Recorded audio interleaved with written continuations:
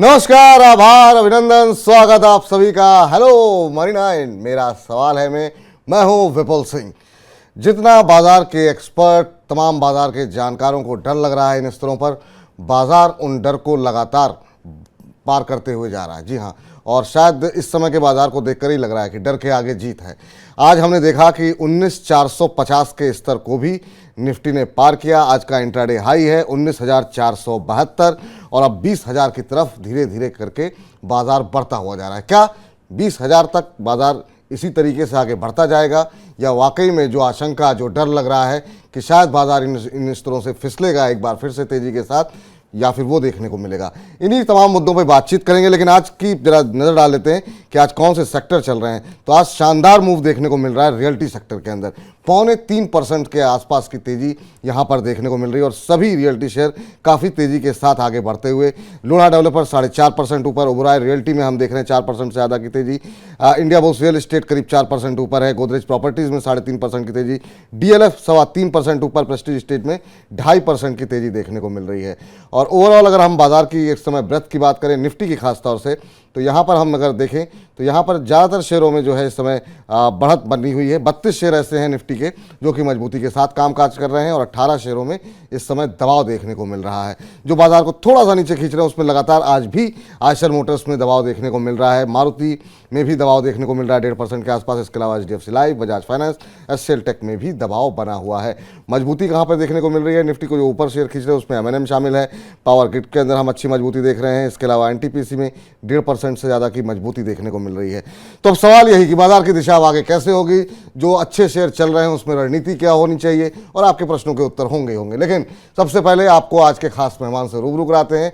हमारे साथ मौजूद हैं गौरांग शाह जी। गौरांग जी, बहुत बहुत आभार, अभिनंदन, स्वागत सर आपका हमारा निमंत्रण स्वीकार करने के लिए।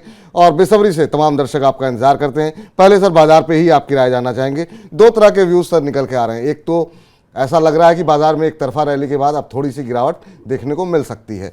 दूसरा एक व्यू निकल के आ रहा है कि बाजार अभी चला ही कितना है। हाल फिलहाल की रैली को छोड़ दिया जाए तो पिछले साल भर में 5-6% के आसपास की ही रैली देखने को मिली है। तो कल मैं जानकार को सुन रहा था तो उनका कहना था कि औसतन जो है हम देखते हैं कि 5-6-10-12% का औसत रिटर्न देखने को मिलता है। अभी किस थ्योरी पे भरोसा करें सर, और अभी बाजार में डरना चाहिए, खरीदना चाहिए, या फिर दूर रहना चाहिए? तो सबसे पहले तो आपकी पीसीआर को दरखास्त करूंगा कि आपका आवाज थोड़ा ऊपर कर दे, क्योंकि थोड़ा कम आ रहा है आपका आवाज। लेकिन जो ठीक प्रश्न आपने पूछा है और जो हमने समझा है, जी।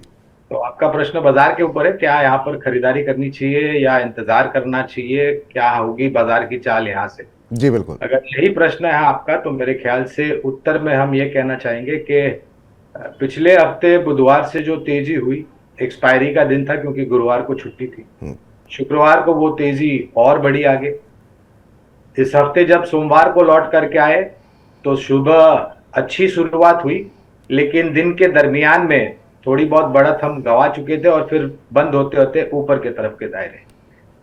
मंगलवार को भी वही रुझान देखा, शुरुआत अच्छी हुई, नीचे आए फिर ऊपर गए। कल थोड़ा बहुत हल्का सा करेक्शन हमने देखा और आज एक अच्छी शुरुआत, नए शिखर पर सेंसेक्स निफ्टी कामकाज कर रहा है।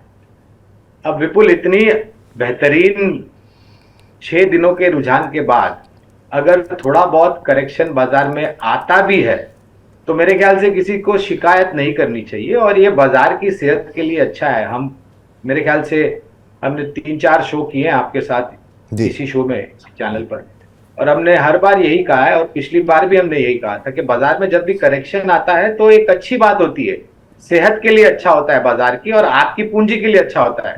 आपको मुनाफा बांधने का समय मिलता है। अगर आपके हिसाब से जो आपने मुनाफा निर्धारित किया हो वो मिलता है तो मुनाफा समेटना चाहिए। जो मौका चूक चुके हैं इस बाजार में हिस्सा बनने का, उनको मौका मिलता है आकर के निवेश करने के लिए।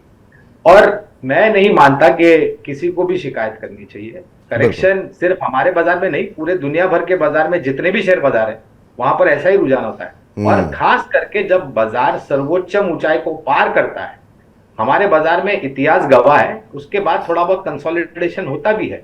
और पहली बार, अगर आपके पास मन में घबराहट है तो मेरा हाथ जोड़ से आपको निवेदन है कि आप शेयर बाजार में मत आइए, क्योंकि बाजार सभी जोखिमों के अधीन। तो बाजार सभी जोखिमों के अधीन है, और अगर बहुत ज़्यादा आपको डर है, आशंका है, तो फिर बाजार से दूर रहिए। लेकिन हाँ, कोई भी गिरावट एक अच्छा मौका होती है दोबारा एंट्री करने का, और बाजार की सेहत के लिए भी अच्छा होता है। ऐसा गौरांग जी कह रहे हैं कि एक थोड़ी थोड़ी गिरावट समय समय पे आती रहे, एक तरफा रैली निश्चित रूप से डराती ज़्यादा है। चलिए इस बीच अब आगे बढ़ते हैं सर, और आज की हम जो तेज़ी देख रहे हैं उसमें रियल्टी शेयरों में काफ़ी अच्छा हम देख रहे हैं कि एक मजबूती देखने को मिल रही है, और ज़्यादातर रियल्टी शेयरों में मजबूती बनी हुई है, चाहे वो लोढ़ा डेवलपर्स हो, डीएलएफ हो, प्रेस्टीज एस्टेट हो, इंडिया बुल्स रियल एस्टेट जो कि बाकी शेयरों के मुकाबले अंडर परफॉर्म किया, आज उसमें भी तेज़ी देखने को मिल रही है। रियल एस्टेट की रैली को सर आप किस तरीके से देख रहे हैं? अभी कुछ दिनों पहले एक रिपोर्ट आई थी कल परसों में ही कि एनसीआर के अंदर जो तमाम पेंडिंग प्रोजेक्ट्स थे, जो घर नहीं बिक रहे थे, उसमें काफ़ी ज़्यादा गिरावट देखने को मिली है। तो काफ़ी सारी पॉजिटिविटी इस सेक्टर के लिए देखने को मिल रही है। आप कैसे देख रहे हैं ओवरऑल इस सेक्टर में? तो पहले तो डिस्क्लोजर दे देते हैं विपुल, इस क्षेत्र में 3 या 4 कंपनियां हैं मेरे ख्याल से, जी। अगर मेरी याददाश्त सही है तो। पहली है गोदरेज प्रॉपर्टीज, दूसरी है डीएलएफ, तीसरी है ओबेरॉय रियल्टी, चौथी है मेरे ख्याल से प्रेस्टीज एस्टेट्स, और पांचवी होगी शायद शोभा लिमिटेड।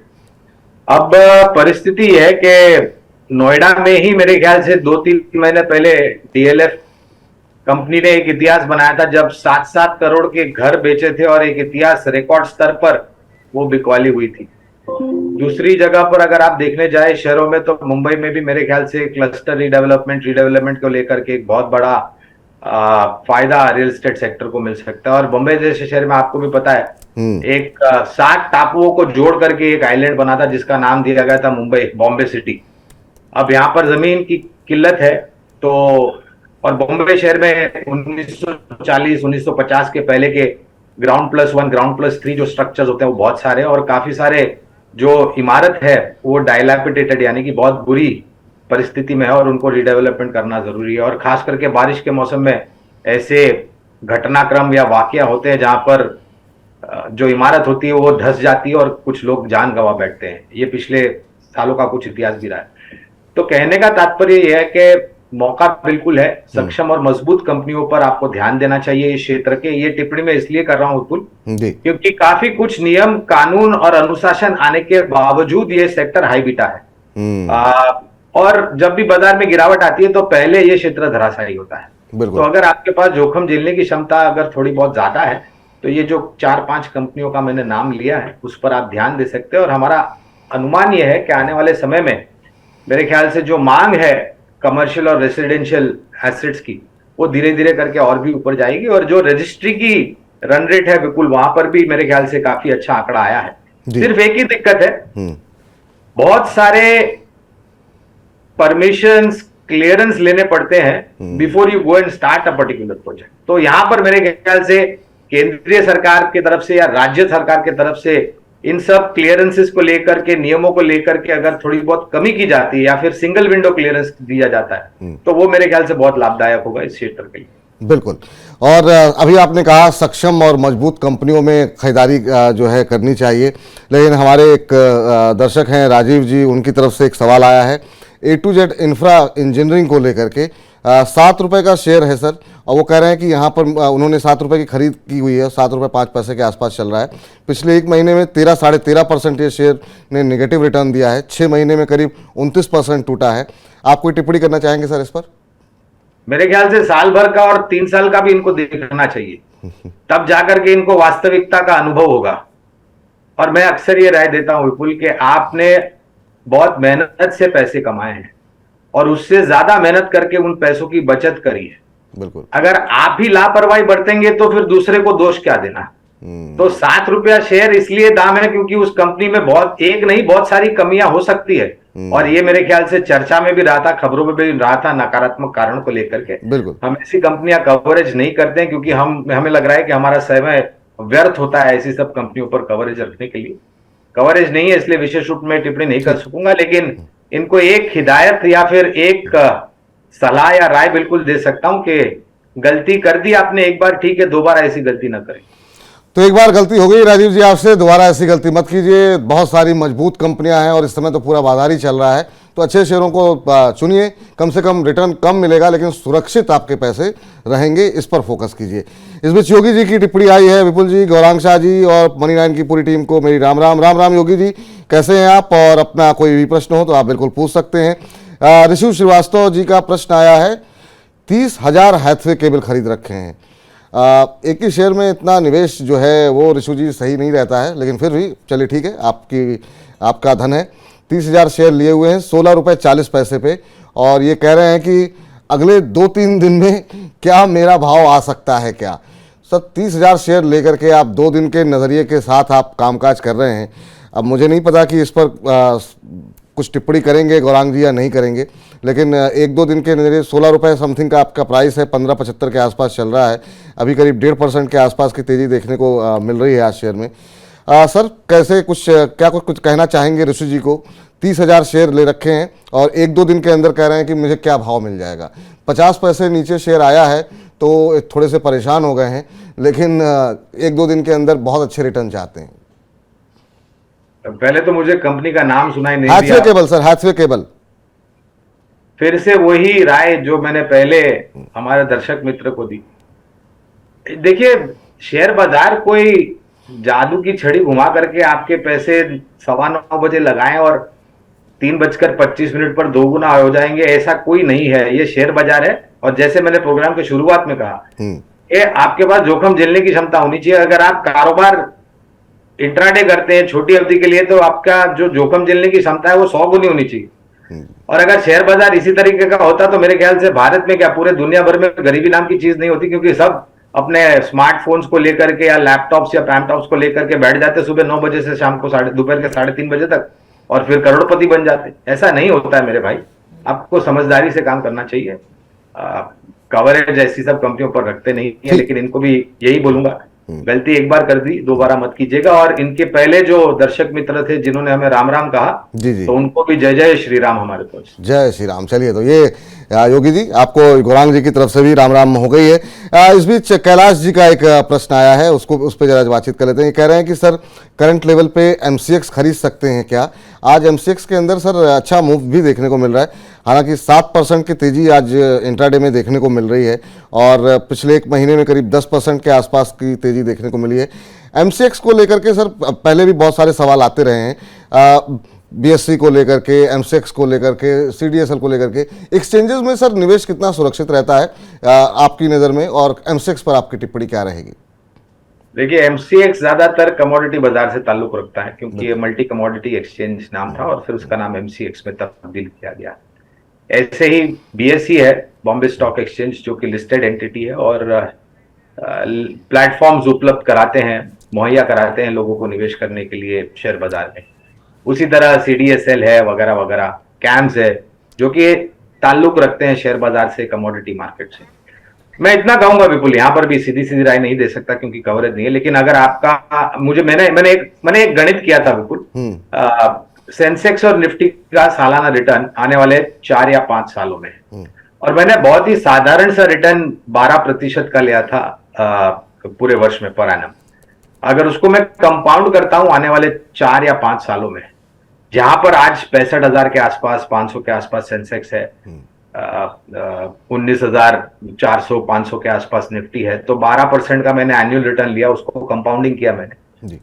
तो आपको ताज्जुब होगा, जो आंकड़ा उभर करके आया मेरे सामने, 1,02,000 का सेंसेक्स मेरे सामने आया और 30,200 के आसपास का निफ्टी आया आंकड़ा सामने। सिर्फ 12% की मैं बात कर रहा हूं। अगर 15% आता है तो वो जो एक मैजिकल फिगर हम कहते हैं ना, लखटकिया फिगर सेंसेक्स का, वो आ सकता है। तो ये एक सिंपल गणित में बोलता हूं, और अगर हमें भरोसा है हमारे देश के ऊपर, हमारी सरकार के ऊपर, हमारे शेयर बाजार के ऊपर, तो आपको जरूर उन सब कंपनियों पर ध्यान देना चाहिए जो मुहैया कराती है प्लेटफॉर्म्स और टेक्नोलॉजीज उपलब्ध कराती है related to commodity and stock market. तो ये काफ़ी महत्वपूर्ण बात आपने कही, और जो तमाम हमारे दर्शक हैं जो बहुत छोटी छोटी कंपनियों में पैसे लगा रहे हैं, उनके लिए ये भी एक ये सीख है कि अगर वाकई में सेंसेक्स अगले आने वाले कुछ समय में अगर इस लेवल तक पहुंचता है, तो आप सोचिए आपके पैसे कहां तक पहुंचेंगे। तो अच्छी कंपनियों में कंजम्पशन स्टोरी जहां पर है, फंडामेंटल्स मजबूत जहां पर हैं, गौरांग जी जैसे एक्सपर्ट जिस कंपनियों के बारे में बातचीत कर रहे हैं, उन कंपनियों में निवेश कीजिए, ताकि आपका पैसा सुरक्षित भी रहेगा और आपको रिटर्न भी अच्छे मिलेंगे। वरना हर रोज़ आप सवाल पूछते रहेंगे और परेशान होते रहेंगे। चलिए आगे बढ़ते हैं, और ललित हमारे साथ जुड़ चुके हैं अपना प्रश्न पूछने के लिए। ललित जी नमस्कार। सर जी नमस्कार जी। नमस्कार ललित जी, कैसे हैं आप? बस बढ़िया जी। आप जी? बताइए। हम बहुत बढ़िया हैं सर। और क्या करते हैं आप और क्या प्रश्न है आपका? हेलो हाँ बताइए सर, क्या करते हैं आप और क्या प्रश्न है आपका? सर, मैंने वेस्ट कोस्ट पेपर के 52 शेयर लिए हैं जी, 560 के रेट से जी। किस रेट पर? 560 रुपए जी। 560 पे। अच्छा, और क्या नजरिया है आपका, कितने समय तक होल्ड कर सकते हैं इसे आप? 5 साल तक जी। 5 साल तक। चलिए हाँ ठीक है। जी। नजरिया आपका लंबी अवधि का है, 5 साल का नजरिया है। पेपर इंडस्ट्री को लेकर के गौरांग जी की राय जान लेते हैं कि क्या वो इस समय देख रहे हैं। अभी अगर हम देखें तो 3% के आसपास की तेजी आज यहाँ पर देखने को मिल रही है, लेकिन आपकी खरीद से काफ़ी नीचे है, करीब 75 रुपये नीचे, 485 486 के आसपास ये शेयर ट्रेड कर रहा है। हालांकि अगर पिछले एक महीने में देखें सर, तो एक तरीके से अंडर परफॉर्मेंस थोड़ी सी देखने को मिली है बाजार के मुकाबले। यहाँ पर 6% का नेगेटिव रिटर्न देखने को मिला है, जबकि बाजार के अंदर एक अच्छा मूव देखने को मिला है। पिछले 6 महीने में 10-11% का नेगेटिव रिटर्न दिया है।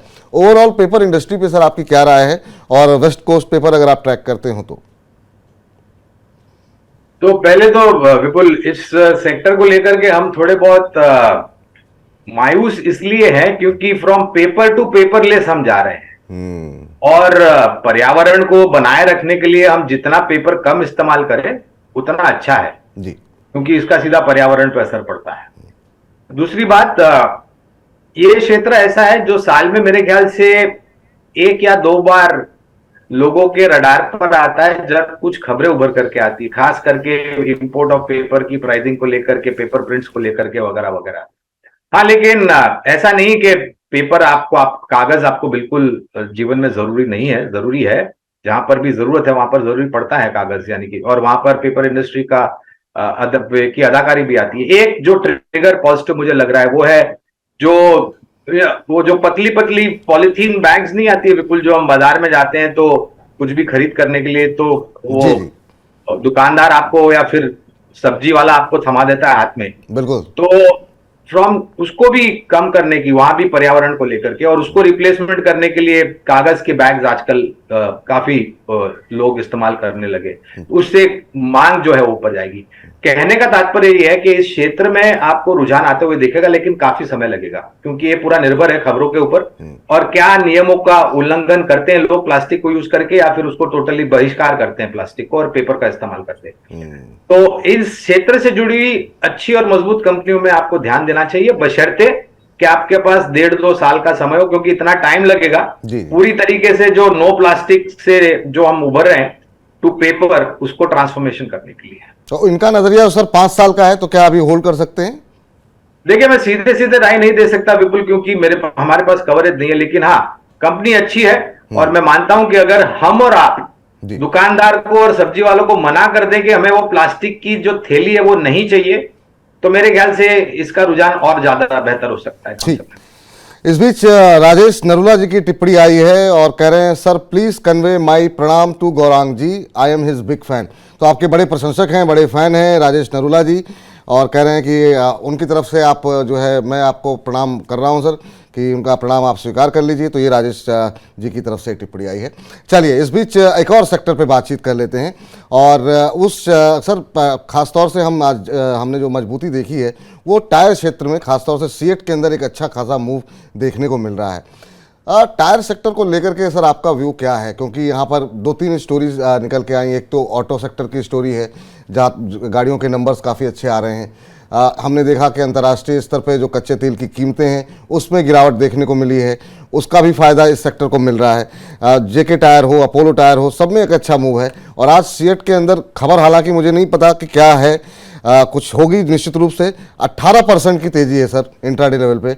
आप कैसे देख रहे हैं ओवरऑल इस सेक्टर को, और खासतौर से सीएट पे आपकी टिप्पणी आज की इस तेजी को देखते हुए? तो शायद कुछ कॉर्पोरेट डेवलपमेंट को लेकर के सीएट में ये रुझान हो सकता है बोनस या फिर स्प्लिट, बिल्कुल पता नहीं, मेरे पास वो जानकारी नहीं, लेकिन हाँ, टायर सेक्टर ओवरऑल हमें पसंद आता है। और एक कंपनी की आपने बात नहीं की है, वो है लखटकिया शेयर एमआरएफ का विपुल भाई। बिल्कुल बिल्कुल बिल्कुल एमआरएफ। एक समय था जब 12,000-15,000 पे लोग इसको छूना नहीं चाहते थे क्योंकि तभी महंगा लग रहा था। बिल्कुल 25-50 हजार पे काफी लोगों ने मुझे प्रश्न पूछा कि गौरंग क्या करना चाहिए। मैं बोला रुपये की जरूरत नहीं है तो बने रहे, तब हमारी कवरेज थी। आज के तारीख में कवरेज नहीं है हमारे पर, लेकिन हाँ, 2 या 3 महत्वपूर्ण कारण यह है। पहला तो जो रबर के दाम है अंतरराष्ट्रीय कमोडिटी मार्केट में वो नीचे आए हैं, वो एक बहुत बड़ा रॉ मटेरियल यानी कि लागत खर्च बनता है। दूसरा है कच्चे तेल के दाम 70-75 डॉलर प्रति बैरल, और अगर ये नीचे आते हैं तो टायर कंपनियों के लिए भी अच्छा होता है क्योंकि ये भी एक लागत खर्च का बड़ा हिस्सा बनता है। तीसरा जो कि बहुत ही महत्वपूर्ण कारण मुझे लगता है वो दो हिस्सों में है। एक है जैसे जितनी नई गाड़ियां लॉन्च हो रही है, हमने कल देखा दो बहुत ही बढ़िया मोटरसाइकिल्स लॉन्च हुई है, हार्ले डेविडसन और हीरो होंडा और बजाज और ट्रायम्फ की तरफ से, और मारुति की तरफ से इन्विक्टो एक 25 लाख की गाड़ी लॉन्च की गई है एमपीवी के रूप में।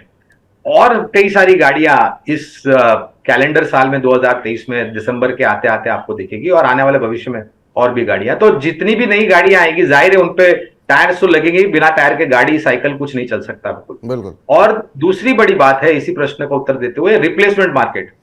आपने सुना होगा समृद्धि महामार्ग, बिल्कुल। वहां पर मैंने कल एक रिपोर्ट पढ़ी थी, 1000 गाड़ियों को प्रतिबंध लगाया गया क्योंकि उनके टायर्स ठीक नहीं थे।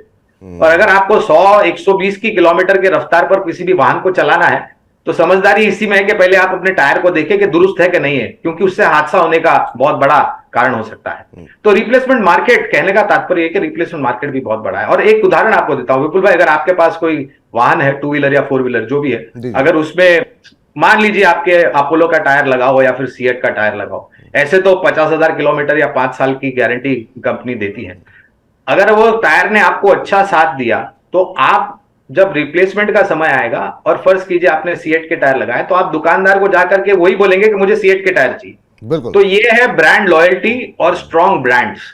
तो ये अगर भी चीज ध्यान में रखते हैं तो जाहिर है टायर कंपनीज यहां से और भी बेहतर कर सकती है। सीएट, अपोलो, जेके टायर, बालकृष्ण इंडस्ट्रीज जो कि बीकेटी टायर्स जो कि ट्रक्स और बसेस में ज्यादा लगते हैं, इन सब कंपनियों पर हमारी खरीदारी की राय है। चलिए, तो इन सब में अभी और भी मजबूती देखने को मिल सकती है। फंडामेंटली बहुत अच्छी स्टोरीज यहाँ पर डेवलप होती हुई दिखाई दे रही है, जैसा गौरांग जी ने विस्तार पूर्वक बताया। चलिए सौरभ जी से बातचीत कर लेते हैं, बिहार से हैं सौरभ जी। सौरभ जी नमस्कार। नमस्कार सर। कैसे हैं सौरभ जी आप? ठीक है, बढ़िया है सर, आप बताइए कैसे? हम बहुत अच्छे हैं सर। बताइए, बारिश वारिश हो रही है बिहार में? बिहार में किस जगह से हैं आप? Bhagalpur district sir. बारिश तो इधर हो रही है सर, आज नहीं हुई है। अच्छा, आज नहीं हुई है। आज एनसीआर में थोड़ी बहुत बूंदें पड़ी हैं सुबह सुबह। काफ़ी उमस और काफ़ी गर्मी का सामना यहाँ पर करना पड़ रहा है। बताइए सर, क्या प्रश्न है आपका? सर मेरे पास हिंदुस्तान कॉपर 101 रुपए के भाव से है, 1000 शेयर। अच्छा, और नजरिया क्या है सर आपका? जी सर नजरिया है, आप जैसा आप बताएं, गाइड करेंगे वो करेंगे। ठीक सर। दूसरा है सर, मेरे पास जेके पेपर है सर 227 रुपए के भाव से। ठीक। और सर एक और है सर, तीसरा IEX है 127 के भाव पर। IEX आपने 127 के भाव पर लिए हुए हैं। पहले जरा हिंदुस्तान कॉपर पे जरा बातचीत कर लेते हैं। और आज थोड़ी सी यहाँ पर तेजी है। अच्छी बात यह है कि आप इस समय मुनाफे में है। 101 रुपए की आपकी खरीद है और 120 के आसपास का भाव यहाँ पर देखने, हाँ जी 101 120 का भाव यहाँ पर देखने को मिल रहा है। पिछले एक महीने में यहाँ पर करीब 6% के आसपास की रैली देखने को मिली है। Gaurang sir, overall metal sector पे आपकी राय, खासतौर से कॉपर पे लोअर लेवल से थोड़ी बहुत अब रिकवरी आती हुई दिखाई दे रही है यहाँ पर, लेकिन हमने देखा है कि ऊपरी स्तरों पर एक रुकावट है जहाँ पर शेयर जाकर के रुक जाता है।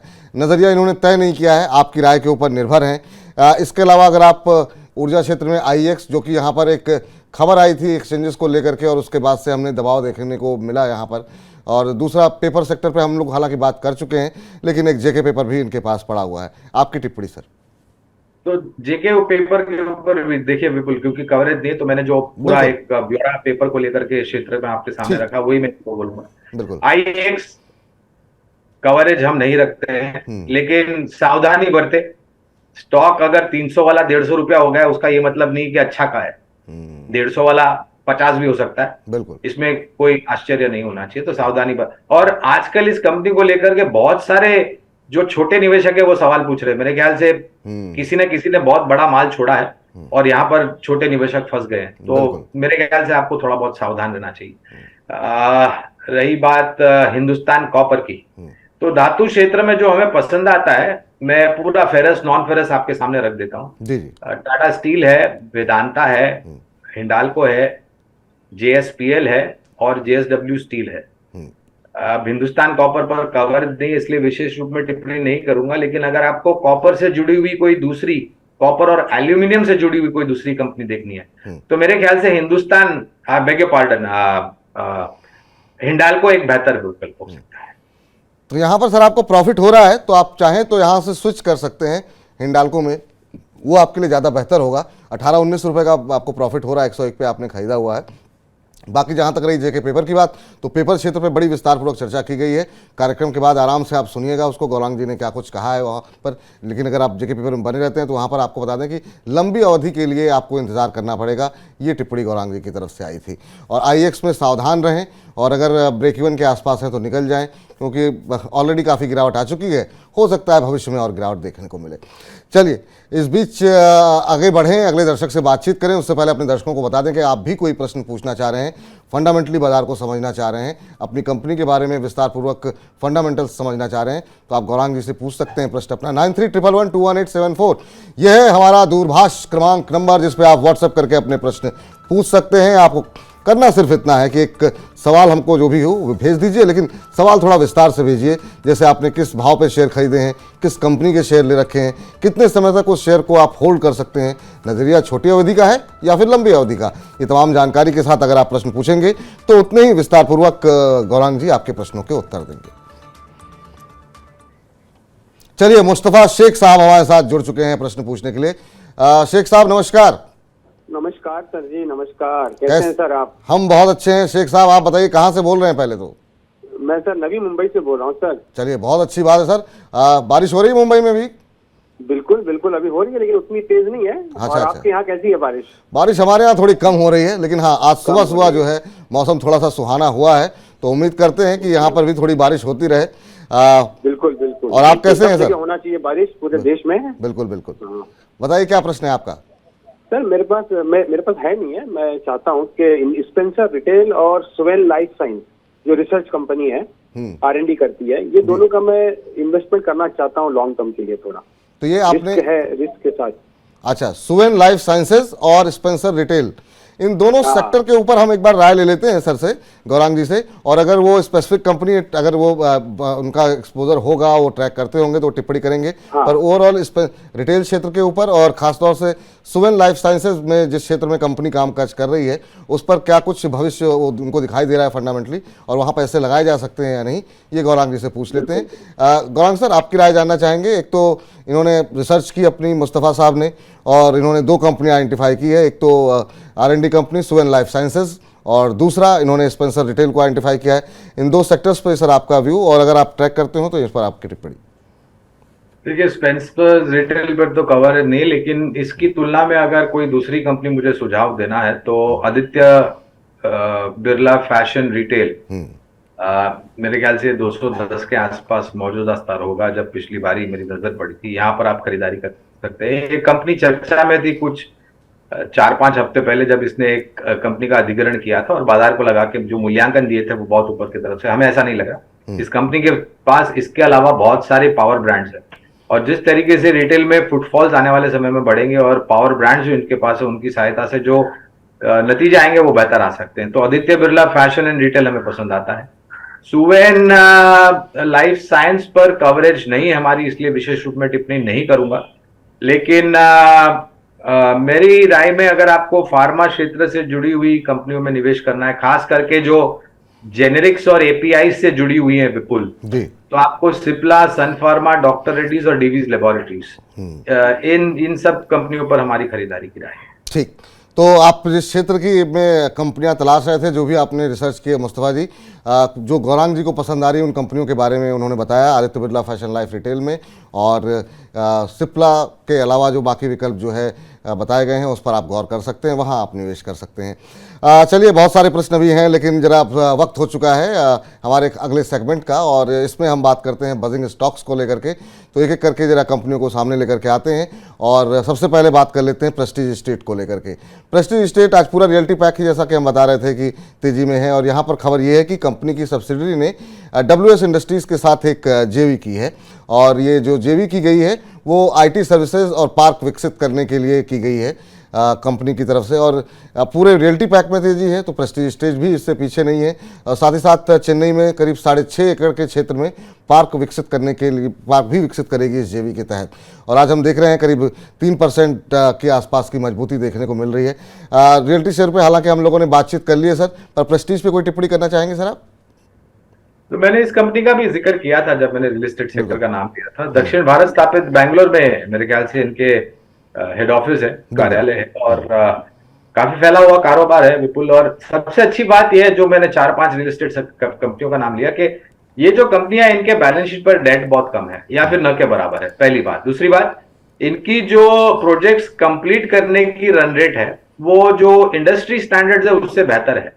तो जाहिर है आज बहुत चर्चा में है रियल एस्टेट सेक्टर और उससे जुड़ी हुई कंपनियां, तो जल्दबाजी करके, उतावलापन करके निवेश करने की जरूरत नहीं है। हाँ, लेकिन कंपनी काफी अच्छी और सक्षम।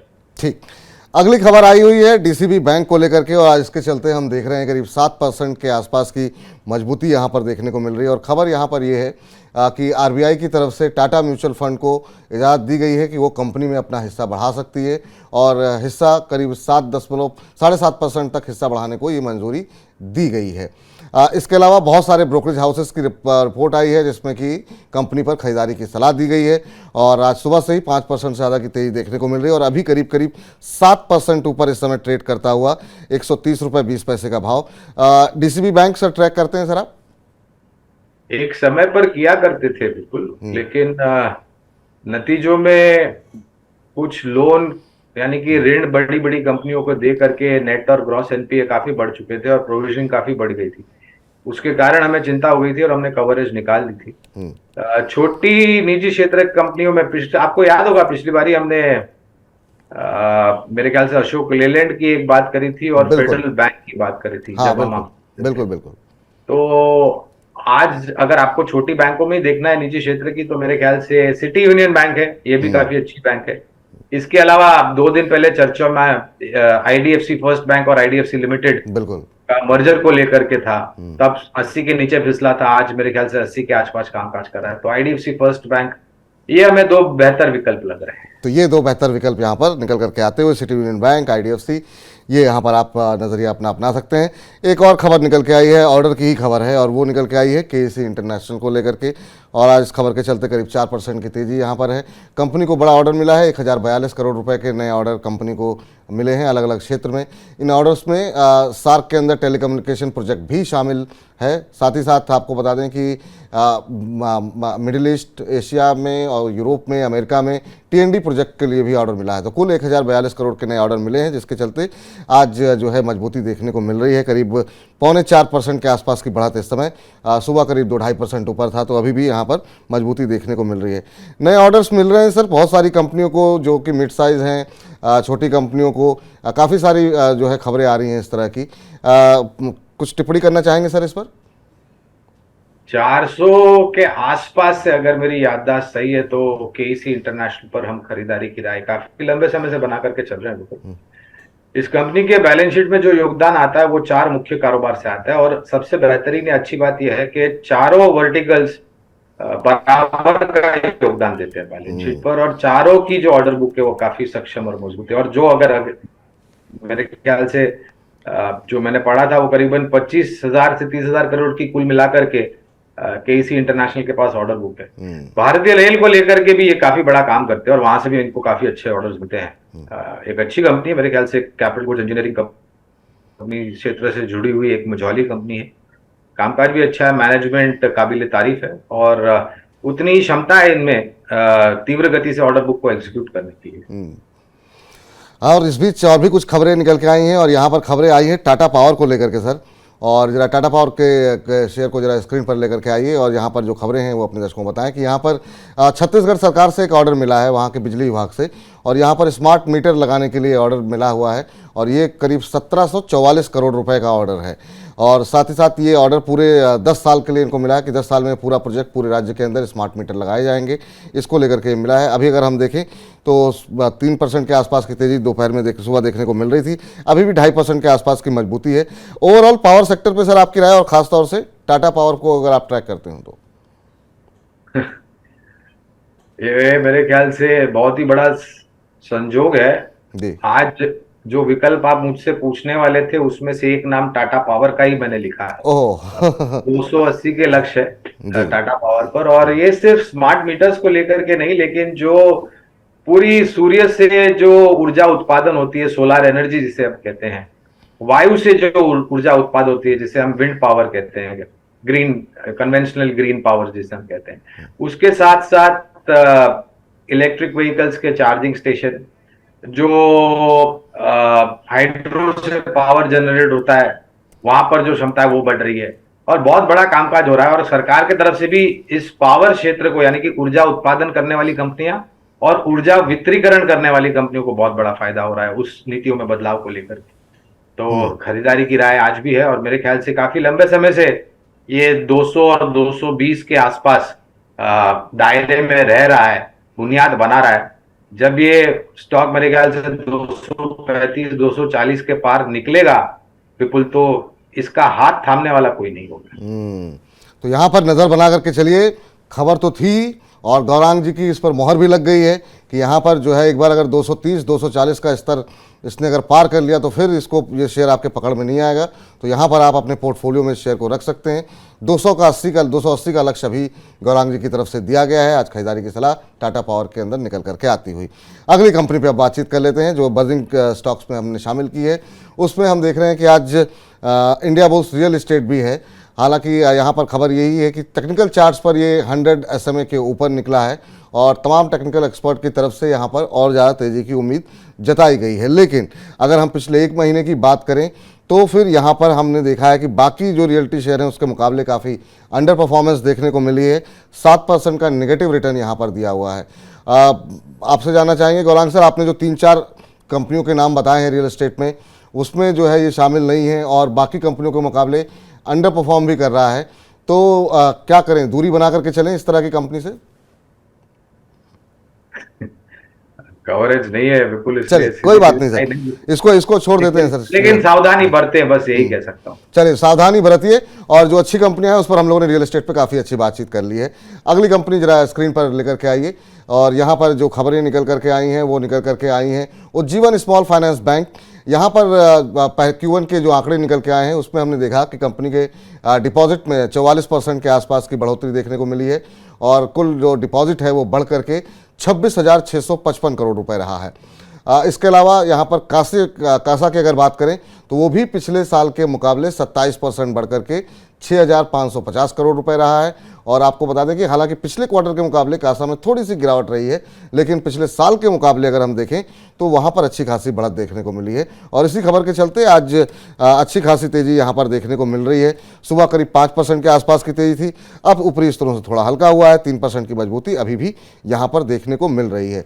छोटे बैंकों की बात सर आप कर रहे थे अभी और आपने 2 बैंक रिकमेंड किए हैं। इसको आप अगर ट्रैक करते हो, अगर आप देखते हो पिछले एक महीने में इस शेयर ने करीब 14% के आसपास का रिटर्न दिया है। 6 महीने की बात करें तो 43% का रिटर्न यहाँ पर आता हुआ दिखाई दिया है और पिछले एक साल में 158% का रिटर्न, बहुत ज़्यादा मजबूती के साथ लगातार ऊपर बढ़ता हुआ शेयर ये दिखाई दे रहा है। अब 42 रुपये के आसपास अगर आप ट्रैक करते हो तो आपकी टिप्पणी? तो यहाँ पर भी खरीदारी की राय है विपुल उज्जीवन स्मॉल फाइनेंस बैंक पर। और अच्छी बात यह है कि इनकी जो ऋण होते हैं, लोन्स होते हैं, वो बहुत ही छोटे टिकट साइज होते हैं। इसके कारण क्या होता है कि रीपेमेंट ऑफ प्रिंसिपल और इंटरेस्ट की जो रन रेट है वो 90-95% के ऊपर होती है। दूसरी तरफ मैं ऐसे तो आगे बढ़ते हुए टिप्पणी करता नहीं हूँ विपुल, लेकिन क्योंकि हम वित्तीय क्षेत्र की बात कर रहे हैं तो मेरे ख्याल से जायज होगा मेरे लिए ये टिप्पणी करना। पिछले साल भी वित्तीय वर्ष की मैं बात कर रहा हूँ, पिछले वित्तीय वर्ष में जब पिछला वित्तीय वर्ष शुरू हुआ था तब हमने एक टिप्पणी करी थी वित्तीय क्षेत्र को लेकर के, यानी कि बैंकिंग और एनबीएफसी को लेकर के। बैंकिंग में दोनों ही आ जाते हैं, निजी क्षेत्र के बैंक और सरकारी बैंक। बिल्कुल। तो हमने एक अनुमान लगाया था कि पिछले साल बैंकिंग सेक्टर आंकड़ों के आधार पर एक बहुत ही शानदार रुझान लेकर के आएगा और आज वास्तविकता देखिए, बैंक निफ्टी मेरे ख्याल से सबसे पहले सूचकांक था जिन्होंने एक अपने जीवन का सर्वोच्च स्तर बनाया। ये वित्तीय वर्ष शुरू हुआ है और मेरे ख्याल से अगले हफ्ते पहले कमाई के नतीजे आना शुरू हो जाएंगे इस वित्तीय वर्ष के। इस बार भी आपके चैनल के माध्यम के द्वारा थोड़ी हिम्मत करके मैं वही टिप्पणी करूंगा कि वित्तीय क्षेत्र यानी कि सरकारी बैंक, निजी क्षेत्र की बैंक और मजबूत एनबीएफसी बहुत बेहतरीन आंकड़े लेकर के आएंगे। और इस वित्तीय वर्ष में भी मुझे आश्चर्य नहीं होगा कि ये जो क्षेत्र है वो आउट परफॉर्म करे, सबसे अच्छा प्रदर्शन लेकर के आए।